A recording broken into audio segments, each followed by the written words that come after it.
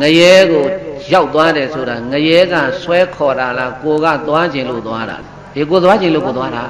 ငရဲကတော့လက်တက်မဆွဲဘူးကိုကငရဲသွားကြောင်းအလုတ်တွေကိုလှုပ်လို့သွားတာ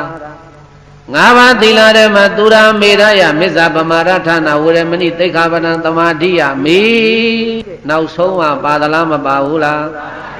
ဒါကြောင့်မလို့ရက်သေးတာတောက်ချင်းကိုဘယ်ဘာသာကမှလက်မခံဘူး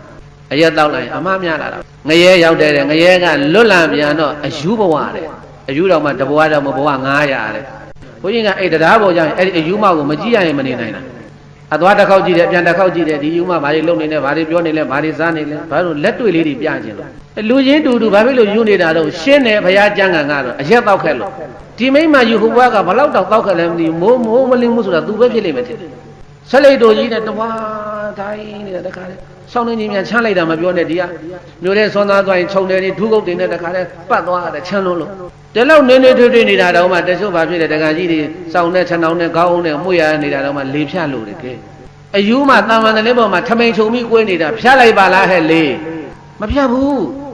ဖြတ်သလားဘယေသားမဖြတ်ဘူးလေကောက်လိုက်တဲ့ကျမ်းမာရေးတောင်းတောင်းကုန်ပြီလို့အယူတဘလောက်ရှိအောင်မလဲမသိဘူးဘလောက်တောင်တောက်ခဲ့တယ်မသိဘူးကြည်သားဝေးမကြည့်နဲ့ပရိသတ်အဲ့ဒီအယူမှရေးကြည့်လိုက်အခုမဟုတ်ကြလေဦးကြမြမတန်ကလည်းကြင်ညာပြီရှင်နာတာမစားနဲ့ဝန်းနေသွားမယ်ဘာဖြစ်မယ်ညာဖြစ်မယ်နဲ့အယူမှအဲ့ဒီမှာသူများပြစ်ချထားတဲ့တည့်သီးပုတ်တွေကောက်စားနေတာသွားပါလားဝန်းသွားပါဘူးခိုင်လိုက်တဲ့ဓာတ်ဟုတ်တယ်တေပြီပေါ့အခုလောက်ဆိုဒီအယူမှဝန်းသွားရင်သူ့ဘုရားဆေးထိုးမှာတော့အဲ့ဒါကြည့်ဘုန်းကြီးတို့ပြည်တဲ့တန်ဝေကယူနေတာဘာမှမသိဘူး